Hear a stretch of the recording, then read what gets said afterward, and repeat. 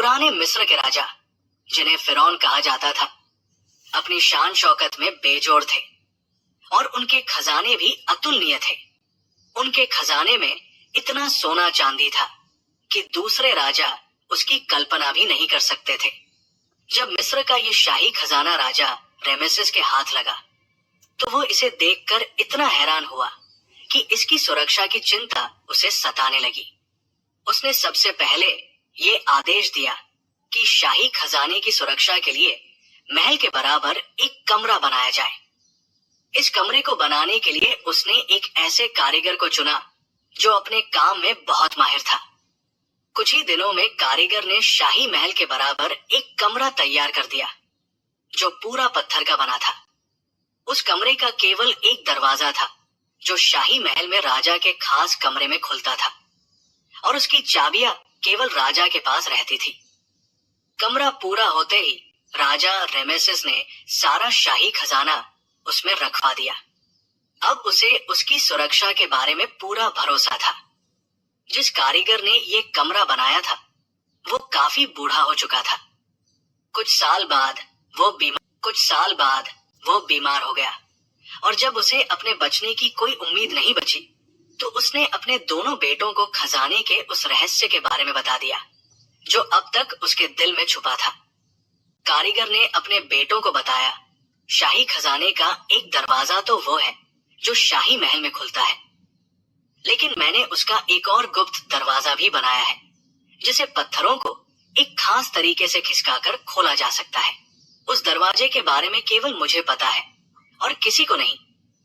ये कहकर कारीगर ने शाही खजाने का नक्शा उन्हें समझाया, फिर गुप्त दरवाजा खोलने का तरीका बताया और इसके बाद कहने लगा, मैंने ये गुप्त दरवाजा तुम्हारे लिए बनाया था।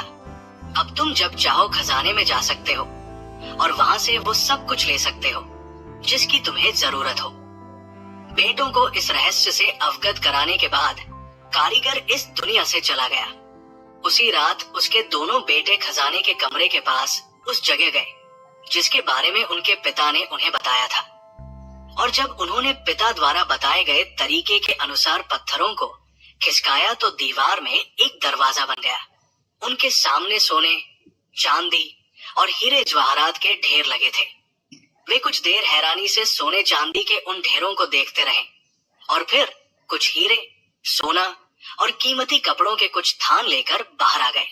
उन्होंने पिता द्वारा बताए गए तरीके के अनुसार दोबारा पत्थर खिसकाए तो दरवाजा अपने आप बंद हो गया और दीवार पहले जैसी हो गई। इसके बाद वे हर तीसरे चौथे दिन आकर शाही खजाने पर हाथ साफ करने लगे। वे बहुत खुश थे कि उनका पिता उन्हें एक ऐसा तरीका बता गया है जिससे बिना मेहनत किए वे ऐशो आराम की जिंदगी जी सकते हैं।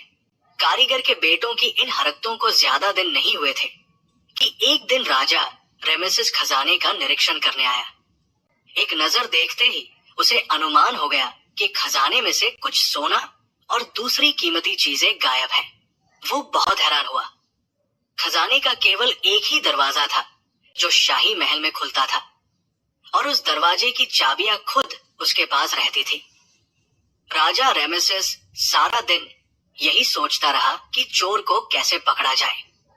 आखिर उसके दिमाग में एक तरकीब आ गई। उसने खजाने में लोहे का एक फंदा लगवा दिया। ये फंदा उन बक्सों के बीच लगाया गया था जिनमें कीमती हीरे, जवाहरात और सोने चांदी के सिक्के और बर्तन रखे हुए थे। अगली बार जब रेमेसेस शाही खजाने का निरीक्षण करने आया तो उसने देखा कि फंदे में एक आदमी फंसा हुआ है। वो खुशी खुशी आगे बढ़ा कि उसकी तरकीब सफल रही है, मगर जब वो फंदे के पास आया तो ये देखकर हैरान रह गया कि फंदे में फंसा हुआ आदमी जिंदा नहीं, मुर्दा है। यही नहीं, उसका सिर भी गायब है और सिर गायब होने की वजह से उसकी पहचान नहीं हो सकती थी। हुआ ये था कि कारीगर के बेटे एक रात शाही खजाने में घुसे तो बड़ा बेटा सीधा उन बक्सों की तरफ बढ़ा जिनके बीच फंदा लगा हुआ था और इस तरह वो फंदे में फंस गया। उसके छोटे भाई ने उसे निकालने की बहुत कोशिश की लेकिन सफल नहीं हो पाया। बड़े भाई ने ये देखा तो छोटे से कहने लगा, प्यारे भाई, ऐसा लगता है कि राजा को खजाने की चोरी का पता चल गया है। तभी उसने ये फंदा लगाया है। अब मैं तो बदनसीब से फंस गया हूँ, लेकिन तुम अपनी जान बचाने की चिंता करो। छोटे भाई ने कहा, मैं तुम्हें इस हाल में छोड़कर कैसे जा सकता हूँ? बड़े भाई ने कहा, मूर्ख मत बनो, जैसा मैं कहता हूँ वैसा ही करो। मौत मेरी नियति बन चुकी है, चाहे यहाँ आए या फांसी के फंदे पर। लेकिन अगर मैं राजा के हाथ लग गया तो उसके सिपाही मारकर मुझसे सब कुछ उगलवा लेंगे। इसलिए तुम ऐसा करो कि मेरा सिर काट कर ले जाओ। इस तरह राजा को पता नहीं चल सकेगा कि फंदे में फंसा हुआ शख्स कौन है और तुम बच जाओगे। छोटे भाई का दिल तो नहीं चाहता था, लेकिन बड़े भाई ने आखिरकार उसे मना ही लिया। बेमन से उसने अपने दिल पर पत्थर रखकर बड़े भाई का सिर काटा और उसे एक कपड़े में लपेटकर वापस आ गया। माँ ने अपने बेटे का सिर देखा तो रोने पीटने लगी। छोटे भाई ने उसे समझाते हुए कहा कि रोने पीटने के बजाय धैर्य और हिम्मत से काम लो, वरना जो अंजाम मेरे बड़े भाई का हुआ है वही मेरा भी हो सकता है। माँ दिल पर पत्थर रखकर चुप हो गई। राजा रेमेसिस सोच भी नहीं सकता था कि चोर इतना चालाक होगा और उसकी तरकीब को ऐसे नाकाम कर देगा। वो हर कीमत पर उसका सुराग लगाना चाहता था। इसलिए उसने आदेश दिया कि सिर कटी लाश को शाही महल के बाहर लटका दिया जाए। उसने उस लाश के चारों ओर कुछ सिपाही पहरे के लिए खड़े कर दिए और उन्हें सख्त हिदायत दी कि लाश के पास से गुजरने वाले हर शख्स पर नजर रखें और जो शख्स उसके पास रोता पीटता या मातम करता हुआ पाया जाए उसे तुरंत गिरफ्तार कर ले। उस समय के मिस्र के लोगों का विश्वास था कि जब तक किसी शख्स की मौत की रस्में पूरी नहीं कर दी जाती तब तक उसकी आत्मा को शांति नहीं मिलती। इसलिए राजा को यकीन था कि सिर कटी लाश के वारिस उसे हासिल करने के लिए सब कुछ करने को तैयार हो जाएंगे। राजा ने ठीक ही सोचा था। माँ को जब ये खबर मिली कि उसके बड़े बेटे की सिर कटी लाश शाही महल के बाहर लटकी हुई है, तो उसने अपने बेटे से कहा कि वो अपने भाई की लाश वहां से ले आए ताकि उसे रीति रिवाजों के अनुसार दफनाया जा सके। ये सुनकर वो परेशान हो गया। उसे अच्छी तरह मालूम था कि लाश को हासिल करने की कोशिश करना मौत को दावत देना है, लेकिन माँ अपनी जिद पर अड़ी रही और उसने धमकी दी कि अगर तुम अपने बड़े भाई की लाश नहीं लाओगे तो मैं राजा के पास जाकर उसे सब कुछ बता दूंगी। माँ की इस धमकी के आगे छोटे भाई ने हथियार डाल दिए। सिर कटी लाश को शाही महल के बाहर लटके हुए कई दिन बीत गए थे। पहरेदार उसके पास से गुजरने वाले हर शख्स को बड़े गौर से देखते थे, लेकिन अभी तक उन्हें कोई ऐसा शख्स नजर नहीं आया था जो रोता पीटता, मातम करता और उसके पास से गुजरा हो। दूसरे दिन एक युवक 2 गधों को हाँकता हुआ वहां से गुजरा। गधों पर पानी की कुछ मशक लदी हुई थी। वो गधों को लेकर लोगों के उस झुंड के पास से गुजरा जो सिर कटी लाश का तमाशा देख रहा था, तो एक गधे पर लदी हुई पानी की एक मशक का मुंह खुल गया और पानी बह निकला। युवक उस मशक का मुंह बांध ही रहा था कि दूसरे गधे पर लदी हुई मशक का मुंह भी खुल गया। युवक पहली मशक को छोड़कर दूसरे की तरफ दौड़ा। इस आपाधापी में सारी मशकें खुल गई और वहां नदी सी बहने लगी। लोग जो सिर कटी लाश को देख रहे थे उनको एक और मजा हाथ आ गया और वे युवक से हमदर्दी करने के बजाय हंसते और ठाके लगाते हुए चुल्लू भर भर कर पानी पीने लगे। युवक पहले तो पानी के इस तरह बर्बाद होने पर मुंह लटकाए खड़ा रहा, फिर वो भी दूसरे लोगों की तरह हंसने और ठाके लगाने लगा। उसकी सारी मशकें खाली हो गई थी, केवल एक मशक बची थी। उसने वो मशक उन सिपाहियों को दे दी जो लाश के पास पहरा दे रहे थे। सिपाही सुबह से भूखे प्यासे थे।